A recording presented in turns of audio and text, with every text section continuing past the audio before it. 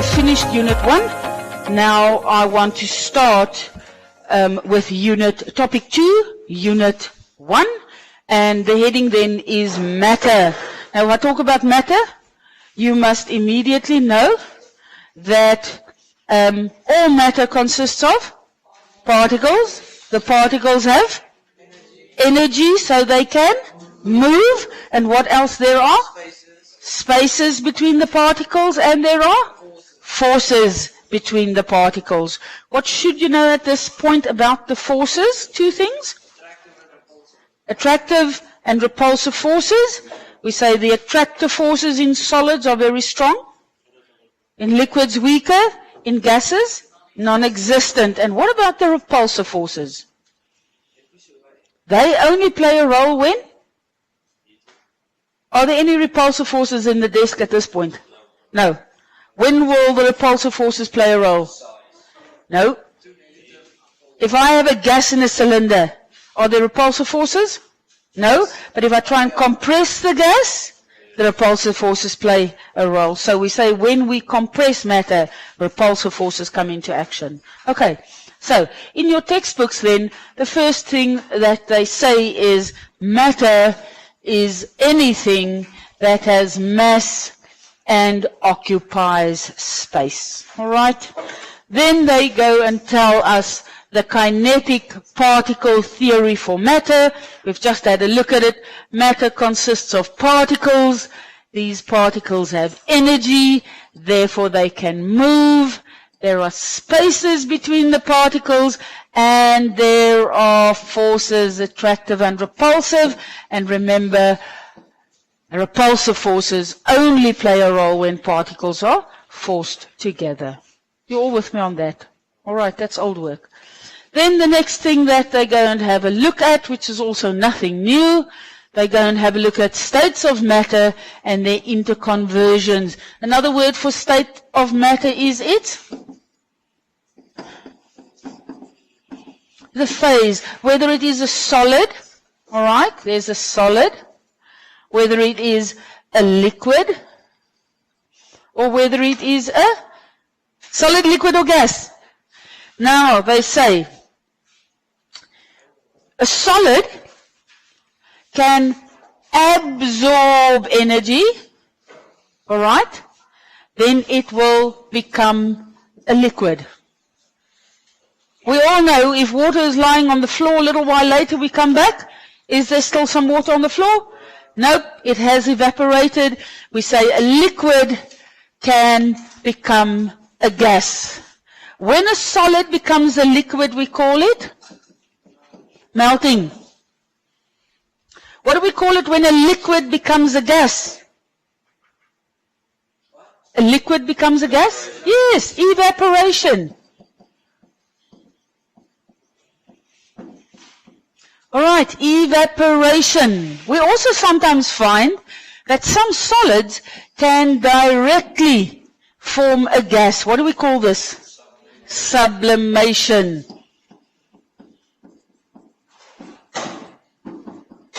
All right, now those three processes, melting, evaporation, and sublimation, all involve a gaining of energy. All right?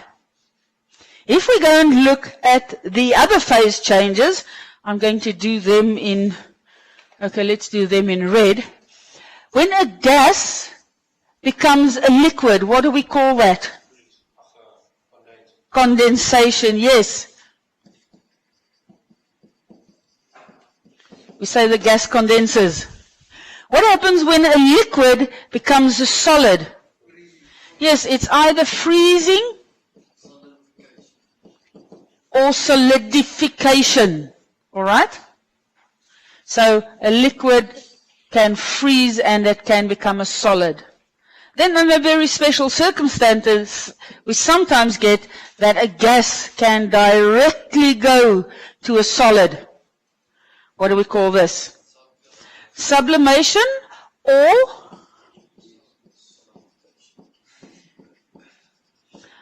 deposition. All right, there's a new word. Up until this point, we've just referred to it as sublimation. All right, deposition from a gas to a solid. Now, all of these phase changes, freezing, condensing, and deposition, all involve a loss or gain of energy? Loss of energy. Okay. Now, I'm still busy with the phase changes. If I say to you, use the kinetic theory and explain melting, what words do you start with? Particles gain energy. What do they do with this energy? They move more and further apart. Do they completely overcome the attractive forces? No, they partially overcome the attractive forces, and it forms a liquid. If I asked you, use the kinetic theory and explain evaporation, we say particles gain energy. What do they do with the energy? They move more and over greater distances. Okay, in other words, we say they partially overcome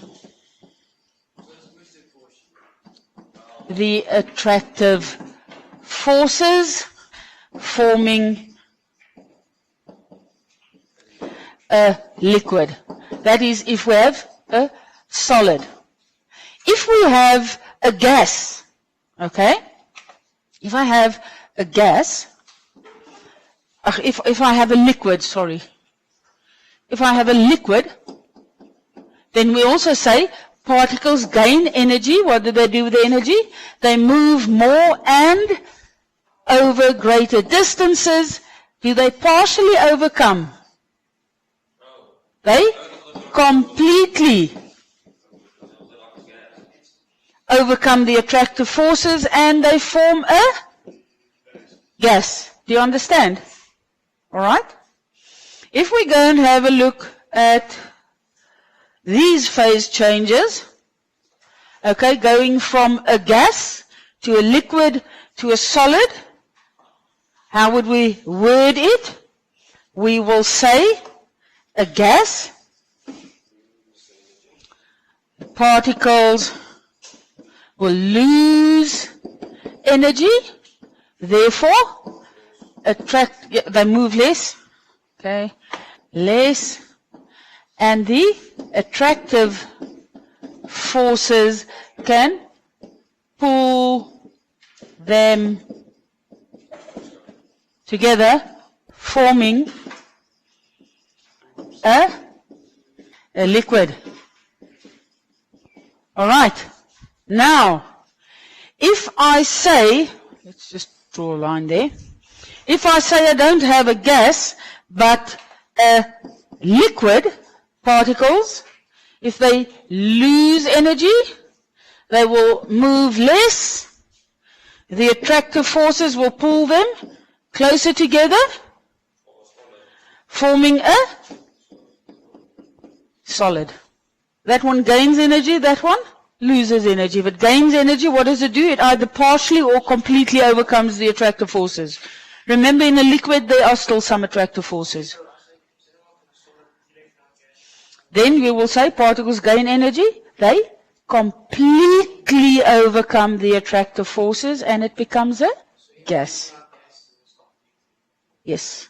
Gases have completely overcome the attractive forces. Liquids have partially overcome the attractive forces. All right. That is very important. Okay. Now, the next thing then that we look at is there on page, where are we now? Page 78, 79, diffusion. What is the definition for diffusion? Yes, very good. It's simply the spontaneous movement of particles. So, what is diffusion? It is the spontaneous spontaneous movement of particles. And usually it's a liquid or a gas. Okay, now, there are many definitions. And you tend to confuse diffusion with osmosis. Remember, osmosis is the movement of water particles. Diffusion refers to the movement of any gas. Now, in some books they will say, diffusion occurs from a point where there is lots of the stuff till everything has spread out evenly. Yes, but what does that imply? Is there any diffusion in the air around us now? Yes. If nobody is in the class and I close up all the windows and I keep the temperature constant, is there any diffusion in the class? Diffusion never stops. It's a spontaneous movement of particles. The definition that they use and say that diffusion occurs when particles move from a point of high concentration to a point of low concentration implies that somewhere along the line diffusion stops. Does it ever stop? No.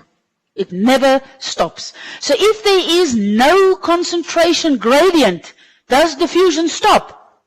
No. If there's no concentration gradient, diffusion continues because particles have energy. And if they have energy, they can move. We spoke about the absolute zero and Kelvin temperature. When is the only time that particles will have no energy? When they are at 0 Kelvin, at the absolute zero. Anything above that, particles have energy. The moment they have energy, they can move.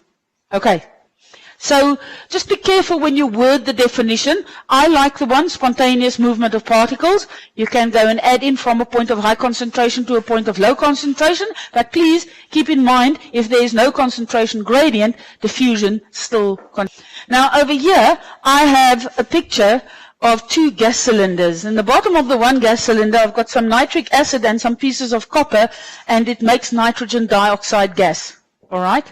So the gas is produced down here at the bottom, so there's lots of gas there. We have a piece of filter paper between the two cylinders. And if we leave this to stand still for about 10-15 minutes, we find that the gas will fill this bottom jar. And the next thing you will notice that it is spreading to the top jar. How can the gas get through the filter paper? The kinetic theory tells us there are spaces between particles. The filter paper is made up out of a material that has got a specific size space, and the gas in the cylinder is small enough to fit through the spaces. So will the filter paper prevent diffusion? No. It might slow it down a little bit because some particles will bump and then they don't hit an opening, but other particles will bump and it hits the opening and it will go through. Do you understand? But once it's in the next container, it is going to spread through the container. And if I left it to stand overnight, eventually everything will spread equally. At that point, would diffusion stop?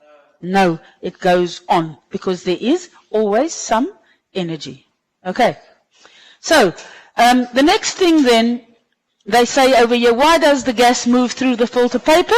The filter paper has got spaces between the particles, and the gas molecules fit into those spaces. Do you follow? Okay. All right then. Factors that affect the rate of diffusion. Now the rate of diffusion tells me how fast people, there are three things that affect the rate of diffusion. In other words, how fast or how slow. The first factor is temperature. And that is just very simply, temperature is a measure of the average kinetic energy of particles. So if something has a higher temperature and something has a lower temperature, the one with a higher temperature will have more energy. If it has more energy, it can move faster. Okay, so temperature, the hotter, the faster. The opposite also holds true. The colder, the slower.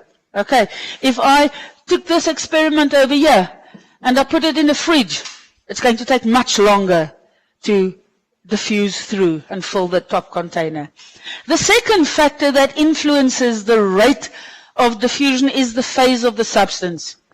liquids tend to diffuse slower than solids, gases. Why? The attractive forces in liquids are non-existent, and in liquids are weaker than in solids, but stronger than in gases. So there are still attractive forces holding the liquid particles together. But in gases, are there any attractive forces? No. So they are free to move. There's nothing holding them. So gases tend to diffuse faster than liquids, and liquids diffuse much faster than solids. Now your syllabus sort of ignores diffusion in solids. There is some proof that diffusion occurs in solids, but it takes very, very, very, very, very, very long. If I could take a block of gold and I could put it against a block of lead, after a couple of years, maybe 100 years, I could take a sample from the edge of the gold and I'll find a little bit of lead in it, and vice versa. In the lead I'll find a little bit of gold. But it's very, extremely slow. It's so slow, we just ignore it. Okay, so we don't bother with diffusion in solids. Okay, here's a very well-known experiment. Diffusion of hydrochloric acid and ammonia. Hydrochloric acid is this one. There's hydrochloric acid, and we would put it on a cotton wool into a glass tube, and the other one is ammonia. There we have ammonia. I put some of that onto a cotton wool into a glass tube. If I stood in the laboratory with my bottle of ammonia and hydrochloric acid open, I will find, if I hold the bottles close together, that a white smoky substance is formed. What happens is hydrochloric acid reacts with ammonia, forming in a 4Cl, ammonium chloride. There we have ammonium chloride. Okay. And ammonium chloride is this white, smoky fume that you get. Now, if they're going to do this experiment, they have to make the experiment fair. So in the first place, this glass tube must be perfectly horizontal. If it was hanging at an angle, gravity would help pull the one gas down. Okay? So by making it horizontal, the effect of gravity pulling it down does not play a role because it's not moving vertically, it's moving horizontally. Okay? That's the first thing. The second thing is, you've got to get the ammonia and the hydrochloric acids on the cotton wool, and then you have to push it into this tube simultaneously. Why? Why can't I first put in the one and then take my time and put in the other one? Yes, because the moment if I put that one in first, the gas is going to start diffusing. And then this one is not yet there. So there's nothing to diffuse. That test wouldn't be fair. So the samples must go into the tube simultaneously. All right? Once we've done that, you can now sit and look at what will happen. And then after about sometimes 10-15 minutes, we find that it forms a smoky white ring. But where would we expect to find that ring? We would have expected to find it in the middle, but we don't. Why don't we find it in the middle? The one gas diffuses faster than the other. Okay, now, would it be temperature that makes the one diffuse faster than the other in this experiment? No, they are at room temperature. Both have the same temperature. The next factor that affects diffusion is the size of the particle. Bigger, heavier particles diffuse slower than smaller, lighter particles. So what's the conclusion from this experiment that we've got over here? Can you see that ammonia moved faster than hydrogen chloride? So which one is lighter and a smaller molecule? Ammonia is a smaller and lighter molecule, and we will see this when we do a little bit of the masses of the atoms, the different atoms and the compounds, okay, when we do a bit of stoichiometry. which is a little bit later on. Okay, now the question, explain why the white fumes of ammonium chloride is formed closer to the hydrogen chloride and not in the middle of the tube. The ammonia gas moves faster than the hydrochloric acid gas. All right. Then we get something called Brownian movement, and all of you have seen Brownian movement. We get Brownian movement, for example, if you sit inside a room and there is sun shining onto the window and the curtains are closed, but there's a shaft of light falling through. The little dust particles that bounce about in the air, that is Brownian movement. The definition of Brownian movement is an erratic movement of solid particles suspended in a liquid or gas. The dust particle is a solid particle, the air is the gas. A very well-known experiment that was done was with pollen grains in water. The pollen grains are very tiny, solid particles. The water is the liquid. And you can see this erratic movement. Going back to diffusion, we said it's a spontaneous movement of particles. I skipped this part. And then I just have two pictures. In this one, I put solid particles known as potassium permanganates. It's the purple crystals, very soluble in water. And you can very clearly see from where the soluble particle is, as the particles start dissolving in the water due to the movement of the water, we find that we can see the solid particles rising. A tea bag in water, you can see something is dissolving in the water and it starts moving. All right, before you even stir it.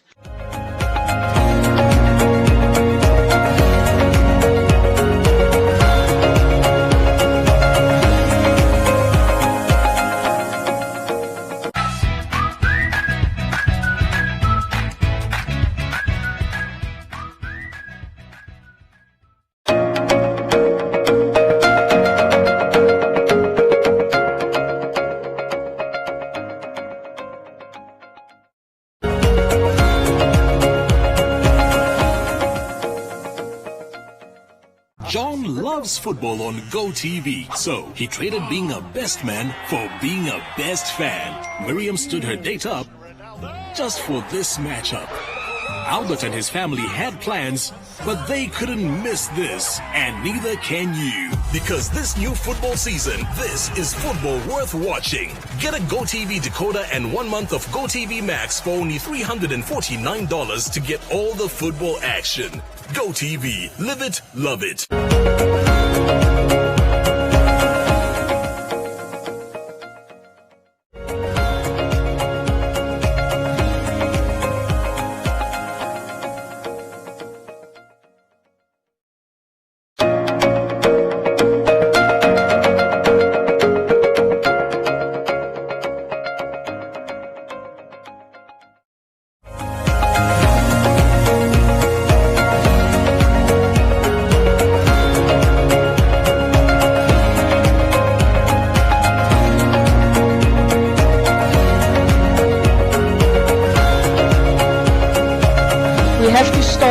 With Unit 2, and Unit 2 is about the structure of the atom. Now in grade 8 and grade 9 you've already done atomic structure. We know an atom consists of what?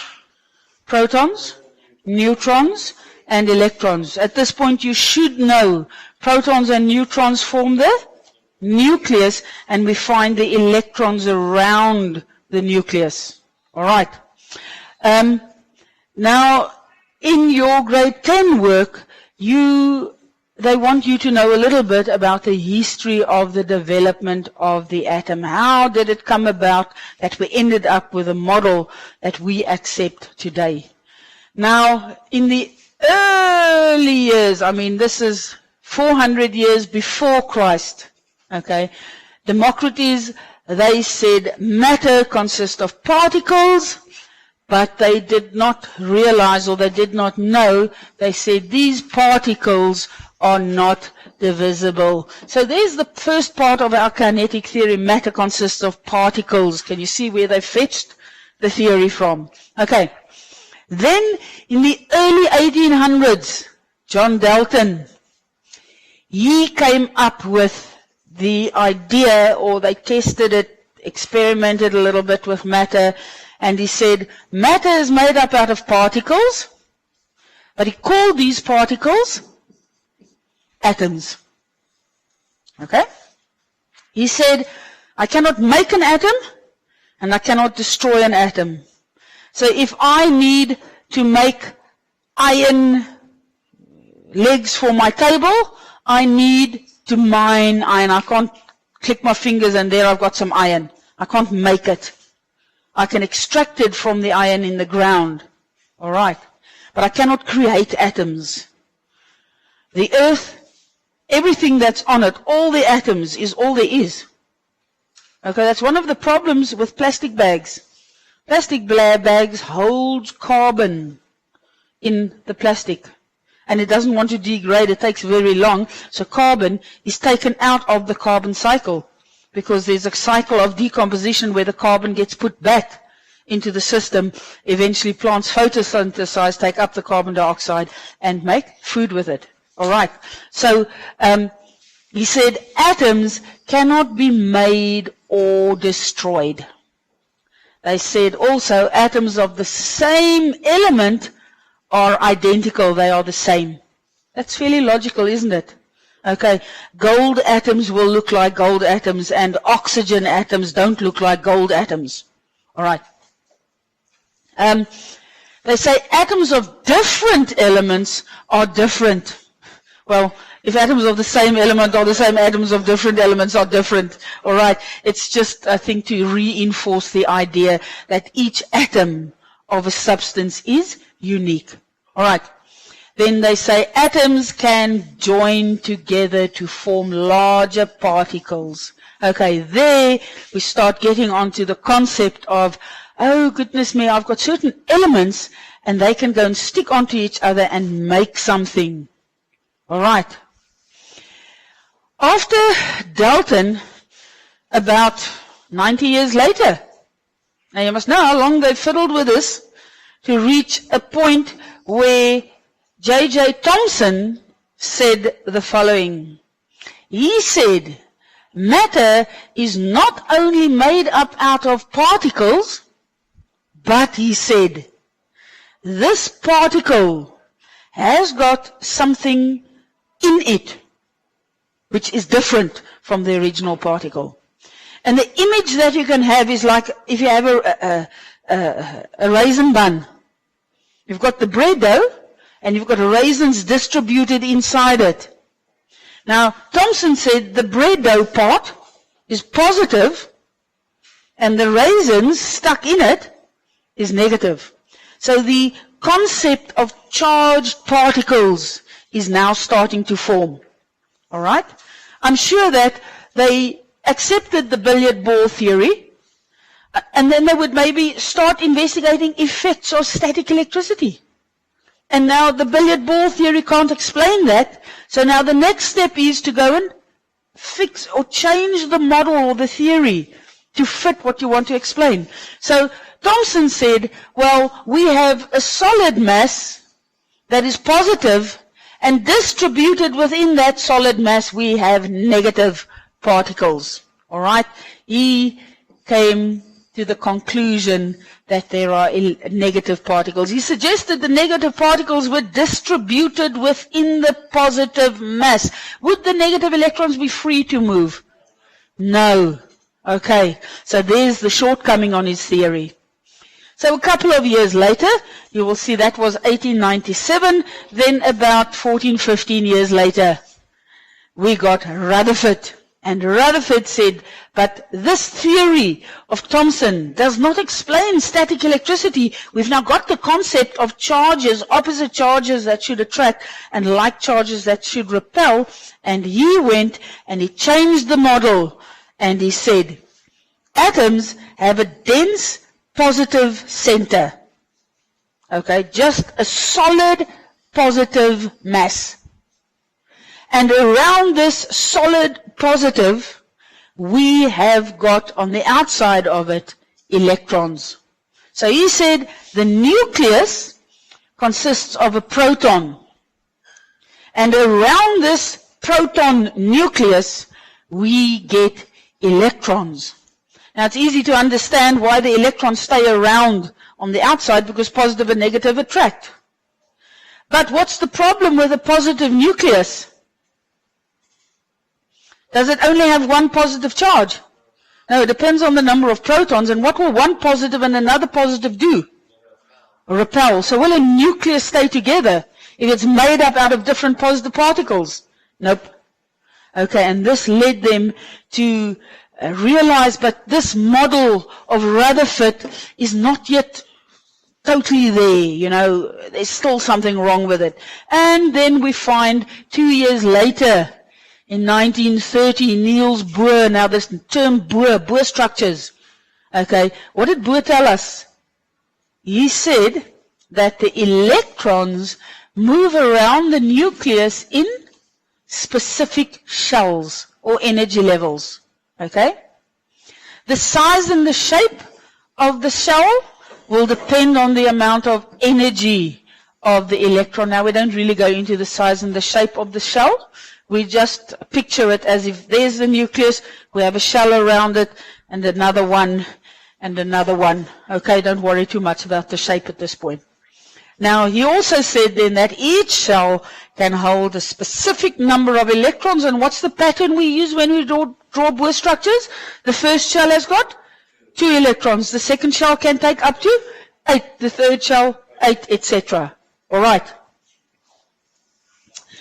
Now, Niels Bohr was fairly close to the truth, but we are still stuck with this problem of the nucleus. If it's one solid positive particle, yes, it'll stay there.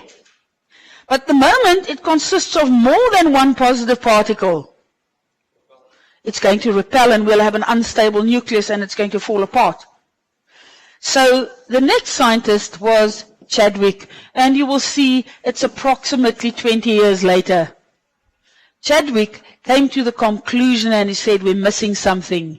We now have protons that are positive and electrons that are negative. But what can make the protons stick together? A neutral particle. All right. And he said, we have a third particle, and he named it a neutron. And he came to the conclusion that neutrons have no charge. All right. It's found in the nucleus, and it has the same mass as a proton. Okay. And that brings us to the structure of the atom as we know it today. We have a nucleus consisting of protons and neutrons. Protons, we say, have a positive charge of 1. Neutrons don't have a charge. All right. Around the nucleus, we find electrons in shells. If my atom is neutral, the number of protons will equal the number of electrons. You follow? Okay? So that is the structure of the atom as we work with it now. Now, the model of the atom, it's just, it's a theory. They can't concretely prove it. But because this theory explains what we work with satisfactorily, we accept it. But at this point, this theory has been developed further. Okay, there are particles known as neutrinos and quarks. All right, but we don't work with it because for the level at which we work, this model that we have over here is good enough. It explains what we need to explain. So this then is the structure of the atom that we are going to work with. Now, the next step is to go and have a look at the elements or at the periodic table. Now, what is the periodic table? It's a classifying system where elements are arranged according to the number of protons they have. For example, hydrogen is 1, helium is 2, lithium is 3, beryllium is 4, boron is 5, etc. The number of protons determine which element you have. Elements with similar properties are placed together. For example, the group 1 metals. They have similar properties. Can you remember from last year, low densities, soft, low melting points, fairly reactive, etc. Okay. I'm going to hand out a periodic table, and we are going to have a look at these things on the periodic table. Now, the periodic table that I'm handing out is the exact copy of the one that is in your syllabus, and it is this one that you will get in the exams. Okay, so if you have the exact one that you get in the exams, you can start getting used to it, and you will know how to work with it. Okay. Now, in your textbooks, there is also a periodic table. Now, I don't want you to go scratching all over the textbook. Please fill in the notes on the periodic table that I've given you now. Okay. What is the first thing that we can do on this periodic table? Draw the step. What does the step do? Separates metals from non-metals. Okay, so where will the step go? Remember, hydrogen is a non-metal. Okay, so the step goes there, between hydrogen and lithium. Now, lithium and beryllium are metals, so it goes down one little block there. Okay, boron is a non-metal. Aluminium is a metal. Silicon is a non-metal. Germanium is a metal. But astatine, arsenic is a non-metal. Then between antimony, tellurium, polonium, astatine, and there we go. There we have, you see, yeah, you can just ignore it. I think your periodic table ends there. All right? The step separating, what do we have below the step? And what do we have above the step? So do you have to go and learn all the elements out of your head, which are metals and which are non-metals? No, you go and look on your periodic table, because in every exam you will get this periodic table. So if I say to you, name 10 metals, you take your periodic table and you take any of those 10 metals. All right. Which one is more, metals or non-metals? There are more metals than non-metals. Okay. That's the first thing that we have to do. Now, the next thing, okay, we've done metals and non-metals. Now, the next thing is to go and identify which elements are solids, which are liquids, and which are gases at room temperature. Now, let's go and start with the gases. Now, there are only a few gases, and I'm going to use blue to identify the gases. So, hydrogen is a gas. Nitrogen is a gas. Oxygen is a gas. Fluorine is a gas. And chlorine is a gas. Then, all of these elements there, all of them are gases. We call them, this group 8, are so-called noble gases.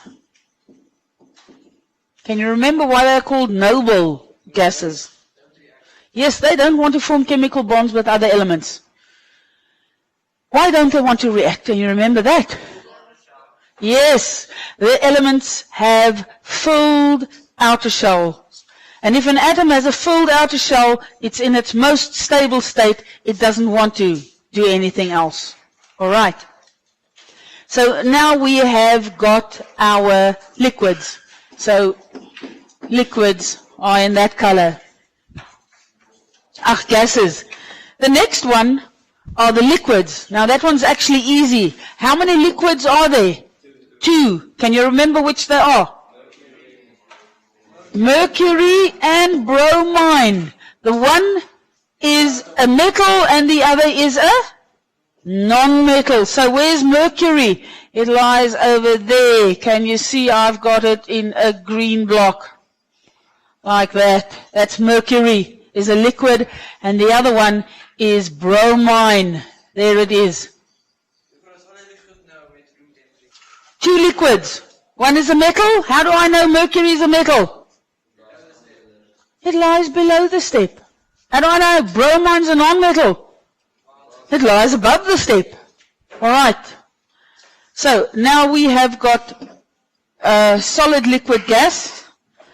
And the next thing we must have a look at is diatomic elements.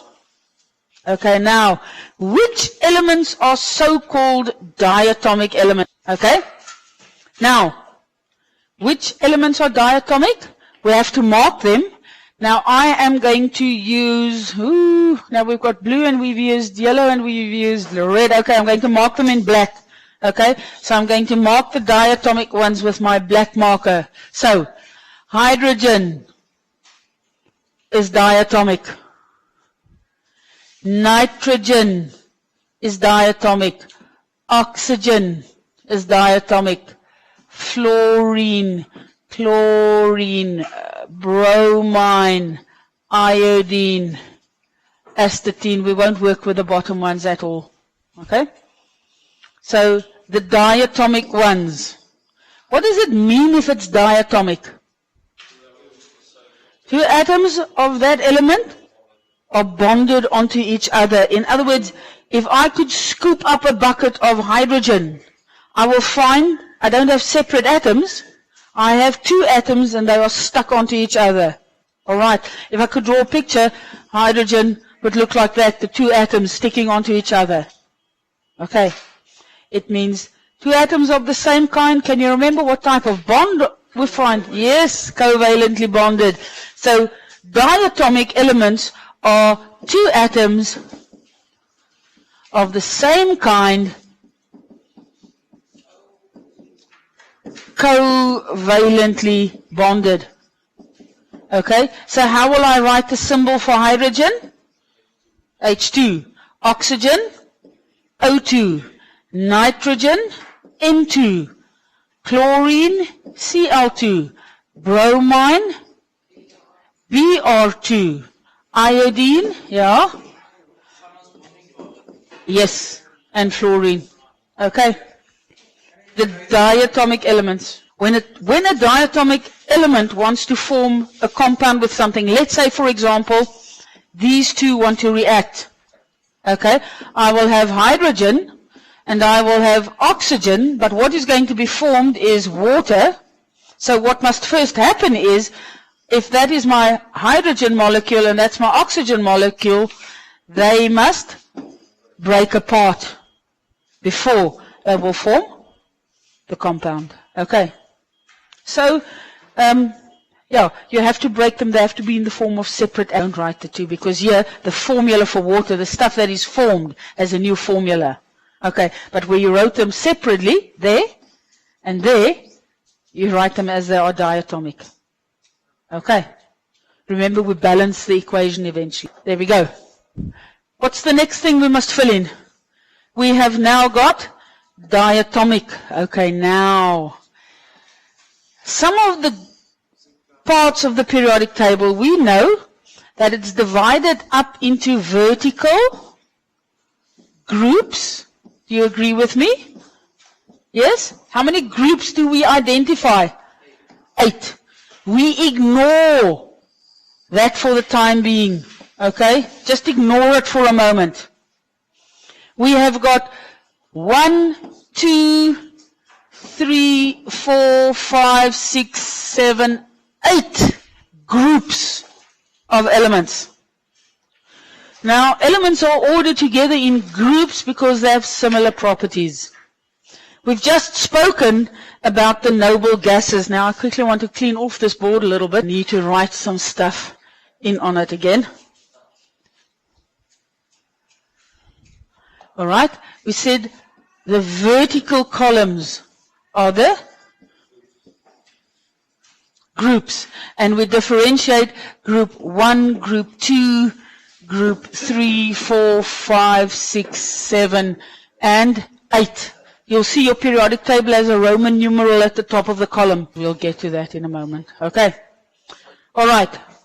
Now, the groups have got special names.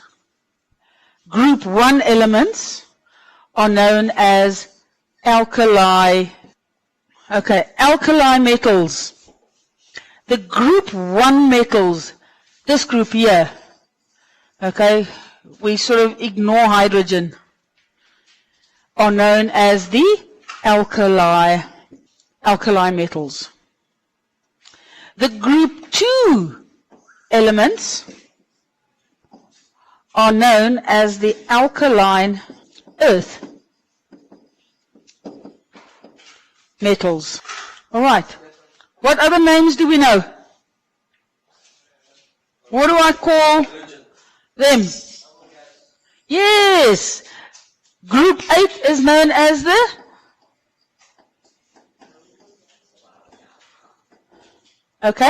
noble gases. What is group 7 known as? The halogens. All right?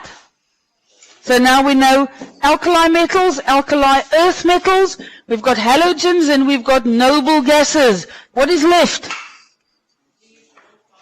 What Rain asked.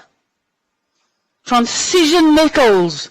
What forms the transition metals? This block here, that is not divided up into groups, okay? These elements, they are the so-called transition metals. Okay, talk about lanthanides and actinides, we don't bother with them. All right. So, now we know what the different parts of the periodic table is called. Okay, we know which elements are solids, we know which elements are liquids, we know which elements are gases. At this point, we know which ones are diatomic. All right? And as we start off with bonding, etc., we will go and have a look at exactly what and how we will work with this periodic table.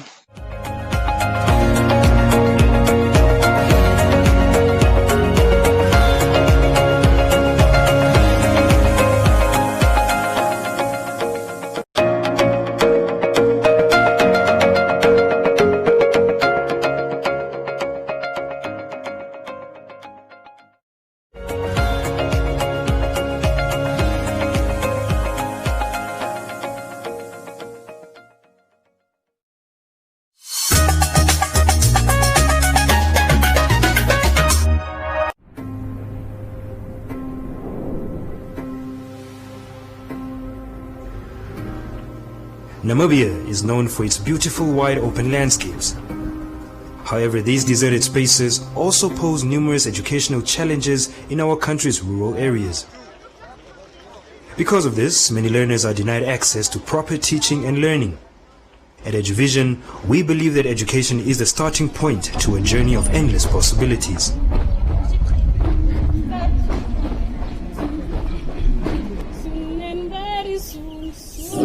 Very soon, we are going to see e-learning. Soon and very soon, we are going to see. The plan for Eduvision was to identify areas in Namibia that do not have the proper learning resources, a working school or an education center. Hallelujah, hallelujah, we are going to see e-learning. No more dieting. No more dieting.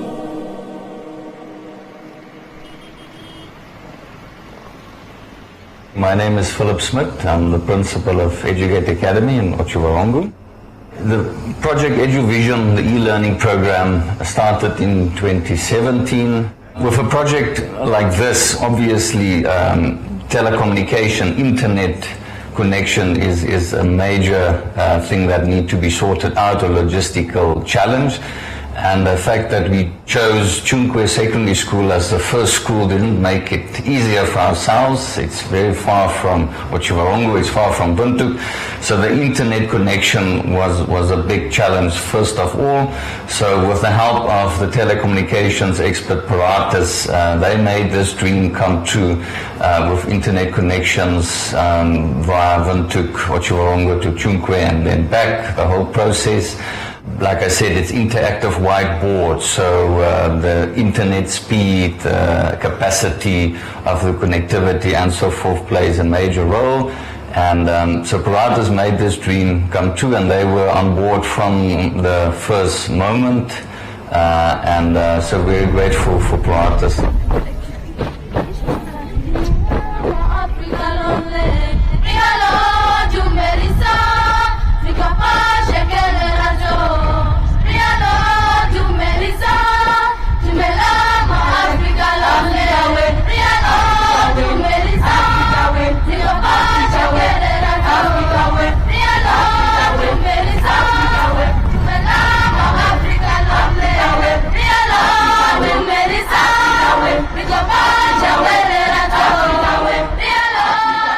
The project offers teaching assistance of a high standard in science to rural secondary schools within the learner's own community by means of e-learning. This entails the following: live transmissions of lessons from an equipped teacher in a different location to the students in rural areas, students using their own cell phone, tablet or computer to recall each lesson, and interactive lessons, as well as the use of a smartboard as a teaching aid.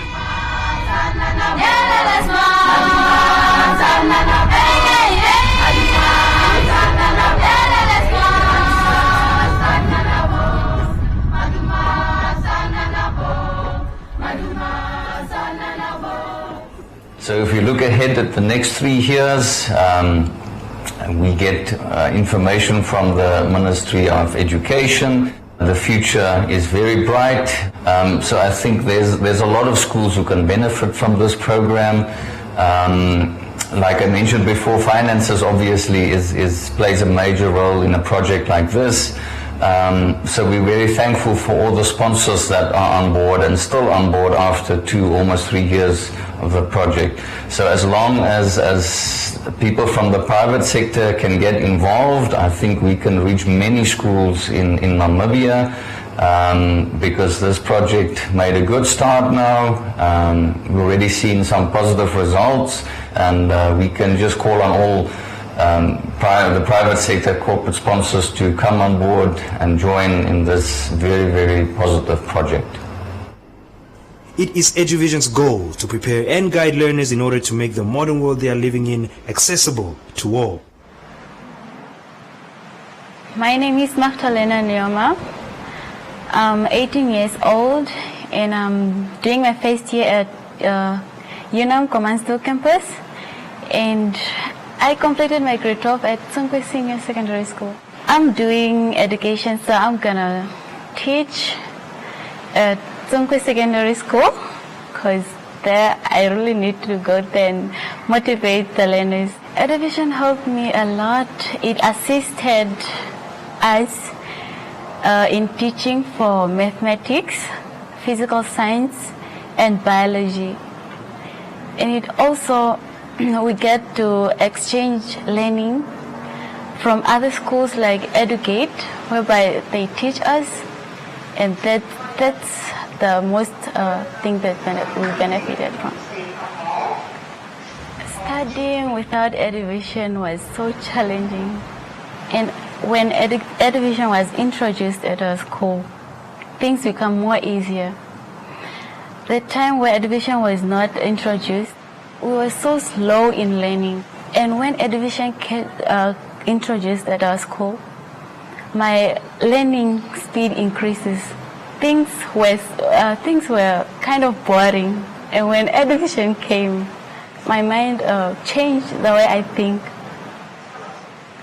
I'm really grateful for what Eduvision gave us. Our class of 2019 was the first group to make it to perform very well at Tsongwe Senior Secondary School.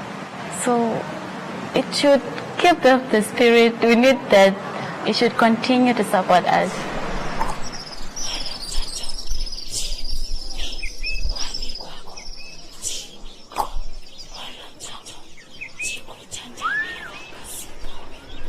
Eduvision aspires to ensure that equal opportunity is offered to every learner in rural areas to tap into his or her own potential while working in an environment which views disadvantages not as obstacles but as unique attributes that can be regarded as powerful assets when given the proper opportunity. At Eduvision, we believe that dreams are the foundation of knowledge and hope always triumphs over experience. No more problems. Everything is proper. Eduvision, baby.